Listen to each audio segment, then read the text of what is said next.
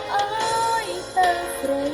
ដោយក្តីស្មោះត្រង់ពីបេះដូងអូនមិនទទួលហើយបែកខ្នងធ្វើប្រងើយមិនព្រមទទួលហេតុអ្វីសូមស្រីមេត្តាប្រំចាំឡើយឬមួយនាងគិតថាគ្មានដំណើរ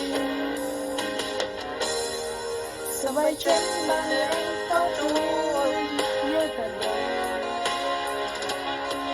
តែឥឡូវត្រូវទៅប៉ុណ្ណេះឡើយតែសាស្រីដែលដងស្ទើរប្រស្រាកាដូប្រែគ្មានលេអ្វីត្រូវរលាយក្នុងថ្ងៃនេះកាដូគ្មានលេហើយទៅចោលព្រៀមក្រោ